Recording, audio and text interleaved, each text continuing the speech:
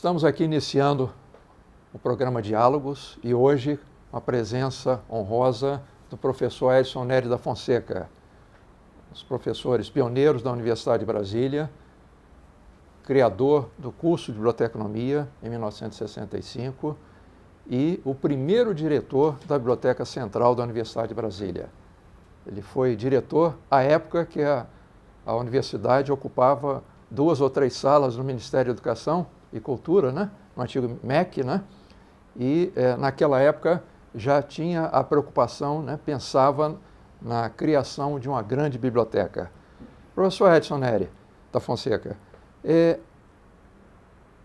o senhor acha que foi difícil, naquela época, criar uma biblioteca daquele porte, numa cidade nova, com pouquíssimos bibliotecários, sem condições técnicas, vamos chamar assim? Não foi difícil porque Darcy Ribeiro me disse uma vez, quando eu perguntei a ele, quando começamos a comprar bibliotecas particulares, como a primeira foi a de Homero Pires, a segunda foi do paulista Pedro de Almeida Moura, e eu via que estava saindo muito dinheiro e eu perguntei a ele uma vez qual é o meu teto, né? E ele disse, não há teto para comprar livros. Coitado, ele respondeu a vários inquéritos da ditadura militar por ter tirado dinheiro daqui e dali, de onde não podia tirar, de acordo com o Tribunal de Contas da União, para pagar livros. Ele dizia, o grande desafio da Universidade de Brasília é montar uma biblioteca, é ter no seu campus tudo aquilo que Rubens Borba referenciou no Manual Bibliográfico de Estudos Brasileiros e na bibliografia brasiliana. Eu digo, então eu sou o bibliotecário mais feliz do mundo, porque não tenho limites orçamentários. E de fato isso foi um privilégio. Foi. E continuou sempre assim. No plano orientador da Universidade de Brasília, quer dizer, o primeiro documento oficial que fala do futuro da universidade, como ela tinha sido imaginada, existe uma parte que menciona que a Biblioteca Central teria 1 milhão de volumes. Pois bem, nós estamos há quase 50 anos, né, desde que esse documento foi lançado e não chegamos ainda a 1 milhão de volumes. O senhor acha que por que isso, hein? Que esse sonho não foi alcançado em menos tempo? Porque em alguns períodos governamentais a universidade não dispôs de dinheiro suficiente para continuar comprando, né? Porque a compra de livros é um processo permanente, como você sabe, como eu, né? Tanto a assinatura de periódicos, que vão surgindo outros cada vez mais, e de livros nem se fala, né? A explosão bibliográfica é um fenômeno que não parou ainda, né? Que continua. E eu comparei a explosão demográfica, porque ela é tão grande, tão assustadora quanto a explosão demográfica. E uma coisa, aliás, pode decorrer da outra, né? Porque quanto mais gente nasce, mais futuros autores podem surgir. Né? É um eterno adquirir e crescer. Né? É curioso como as livrarias continuam muito bem sortidas, muito ricas, não é? E os simplistas continuam declarando a morte do livro e, entretanto, as livrarias estão aí abertas. Forte, vendendo cada vez mais. Né? Inclusive vendendo livros sobre a automação e a internet e o iBook. Livro impresso sobre o livro eletrônico. Né? É verdade isso. Das ideias centrais, quando foi pensada a biblioteca do UNB, seria a existência de uma biblioteca central, né, que congregasse todas as áreas. Né? Essa ideia foi, digamos, revolucionária para aquela época, que havia em universidades brasileiras, é o caso da USP, por exemplo, a Universidade de São Paulo, né, no mesmo prédio da Faculdade de Filosofia, Ciências e Letras, 3 coleções da Enciclopédia Italiana, a Treccani, né, caríssima. Né? Pois bem, na Universidade de Brasília isso foi implementado, né? Mas algumas pessoas no campus dizem que a ideia de uma biblioteca central não é uma ideia muito boa. Por quê? Porque uma biblioteca central não tem padrinho. Se houvesse uma biblioteca na psicologia, os professores, os alunos e aqueles interessados em psicologia tentariam defender né? Mais verbas, mais instalações, computadores, etc., etc., para a Biblioteca da Psicologia. O que o senhor acha dessa centralização total e uma descentralização para os institutos e faculdades? O próprio nome Biblioteca Central, no caso da Universidade de Brasília, está errado, porque o nome parece que implica que é uma rede, né? Uma biblioteca central e uma rede de bibliotecas departamentais. Mas a própria universidade fez experiência de bibliotecas separadas da central, como a de matemática e física, e também um pouco a de belas artes, né? E os próprios professores responsáveis desistiram da ideia porque eles não podiam manter as bibliotecas departamentais abertas por tanto tempo, por quanto 24, 23 horas por dia, quanto a Biblioteca Central. A defesa da Biblioteca Central decorre principalmente da interdisciplinaridade, né? Porque a psicologia não pode dizer que os periódicos de psicologia só interessam a psicologia, interessam a pedagogia, interessam a várias outras áreas do conhecimento.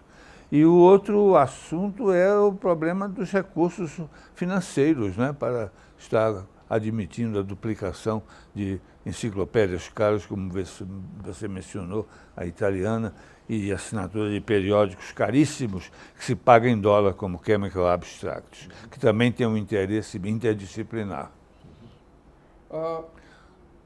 Eles próprios, depois dessa experiência que fizeram, devolveram os livros à central, dizendo nós não podemos admitir.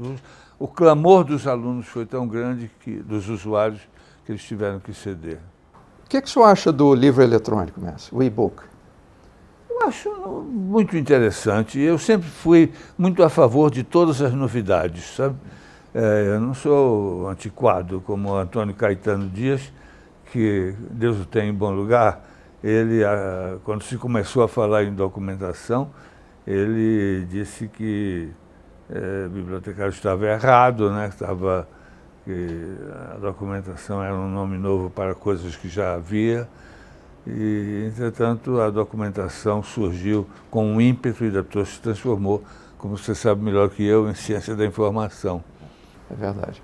Supondo, né, que o Humberto Eco esteja errado, né, e o livro eletrônico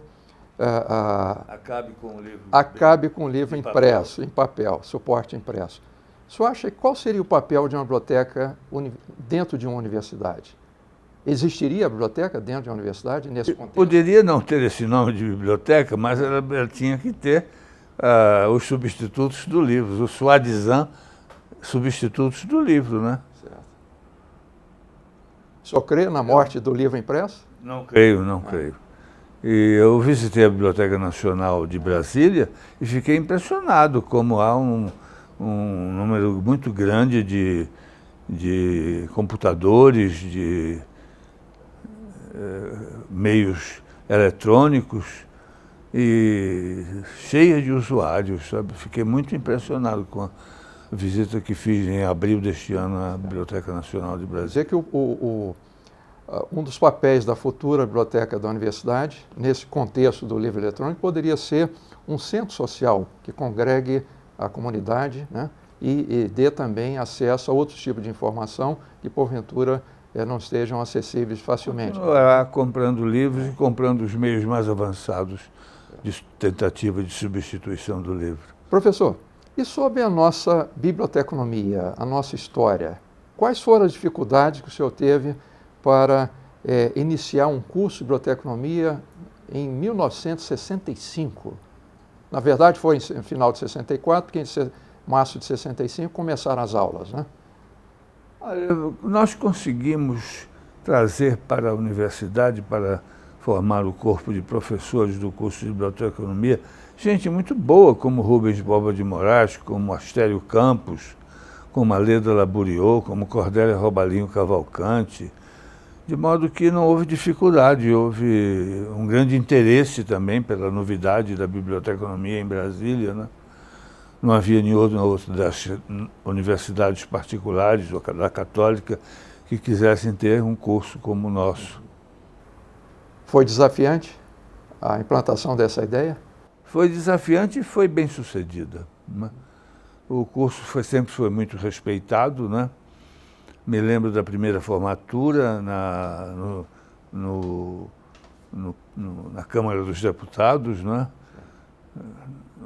No momento em que os meus inimigos, porque eu fiz inimigos pelo fato de estar fazendo aqui ligado a uma universidade que queria ser melhor do que as outras, como era de fato, né? De modo que o diretor da Biblioteca Nacional chegou a fazer 2 processos contra mim. O Adonias Filho, Deus o tenha em bom lugar, fascista.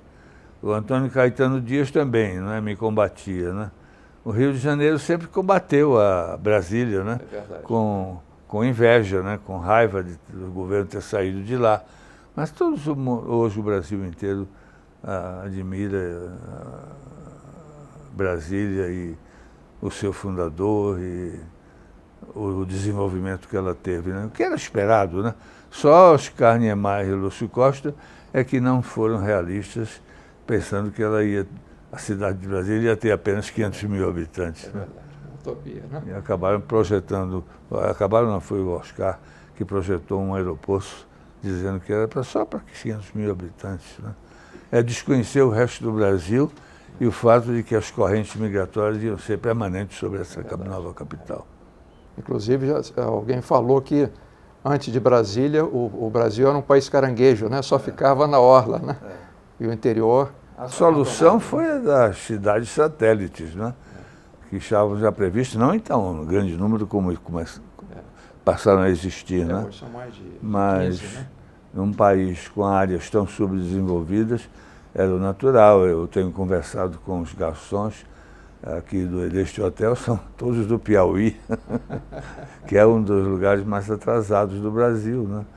Dos estados mais atrasados, embora seja um estado que tenha fornecido grandes escritores ao Brasil. Alberto da Costa e Silva é um deles, né? Vários outros. Carlos Castelo Branco, um saudoso jornalista, o maior jornalista brasileiro, era também do Piauí, né? Mestre, talvez alguém nunca tenha perguntado essa indagação que eu farei agora. Se tivesse escolhido uma profissão, escolheria a biblioteconomia de novo? Escolheria porque eu me realizei como bibliotecário e depois professor de biblioteconomia. Eu, de bibliotecário para professor, a transformação foi porque eu percebi que era preciso mudar a formação antiga de bibliotecários, né? De modo que eu estou feliz em ver que a coisa continuou e desenvolveu-se e aperfeiçoou-se até ponto que eu nem posso mais ensinar no curso de biblioteconomia que eu fundei, porque eu estou atrasado em relação à bibliografia sobre o assunto. Mudaram algumas coisas, né? Principalmente a parte ligada de acesso à informação, à base de dados, né? A internet, etc. Mas certas coisas não alteraram.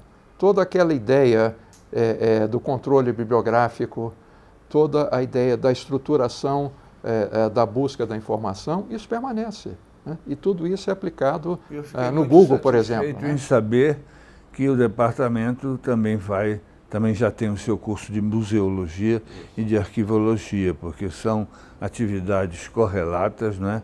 Não precisa multiplicar meios de reprodução, de restauração de documentos, né?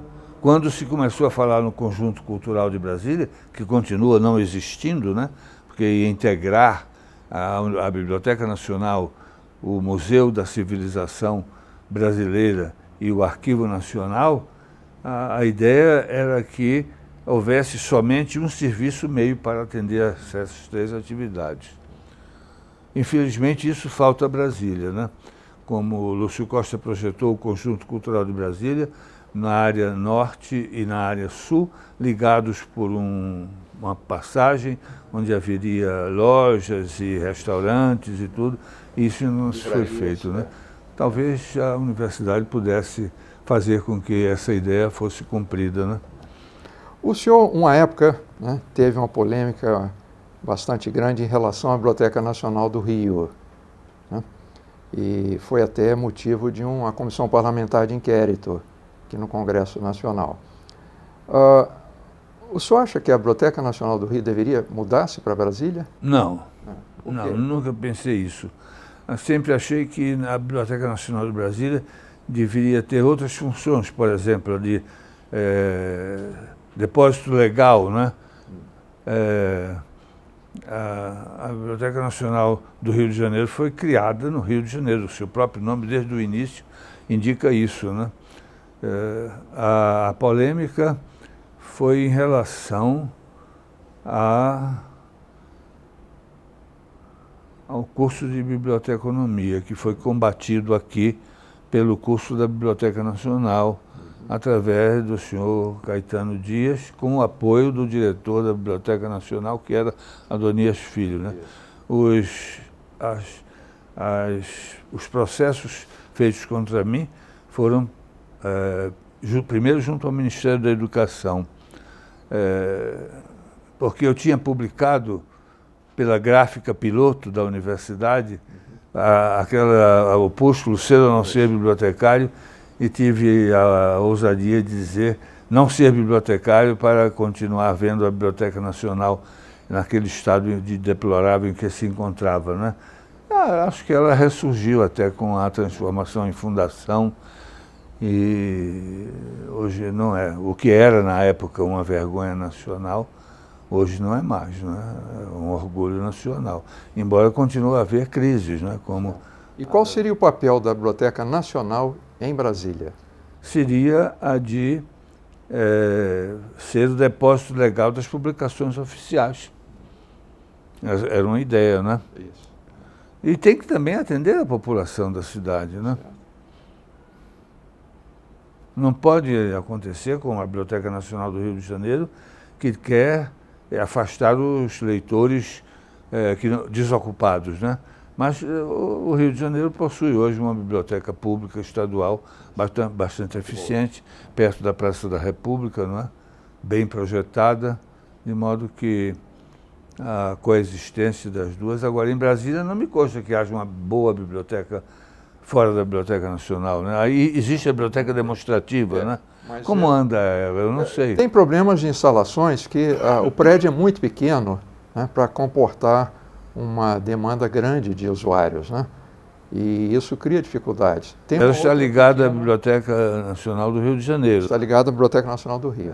Tem uma atividade cultural muito grande, né? Eu recebo sempre boletins. E a diretora é uma ex-aluna nossa. Então, o curso já teve esse papel também, né? Uma das grandes conquistas do nosso curso aqui em Brasília foi que nós tivemos profissionais que se graduaram aqui trabalhando em diversos lugares do Brasil, né? Inclusive até no exterior. Na Biblioteca da ONU em Nova York, nós temos ex-alunos nossos trabalhando. Então, isso é importante. Alunos que formaram na nossa pós-graduação dando aula em outras escolas no Brasil. Quer dizer, isso é um motivo de orgulho para todos nós. Mas em relação a alunos de biblioteconomia, que diferença o senhor vê entre o aluno que começou em 1965, 66 e em anos mais recentes? O senhor acha que tem algo assim que... É algo que a diferença é a diferença entre o desenvolvimento da ciência e da tecnologia, né? Todos os formandos são logo empregados, né? É verdade. Infelizmente, não se dedicam às bibliotecas públicas, populares, se dedicam sempre às bibliotecas dos ministérios e de organizações como a Embrapa, como essas... E muitos têm o sonho de fazer o concurso do Senado ou da Câmara, né? E não trabalhar numa biblioteca pública. Que é uma pena, porque é uma área que é bastante carente, né? Mas é humano, demasiado humano, né? Claro, que se procure ganhar onde se paga mais, né? É verdade. Mestre, nosso diálogo está encerrando. Agradecemos, né, o seu tempo, né, e as suas ideias e esperamos encontrá-lo proximamente. Muito obrigado. Muita alegria. Muita alegria.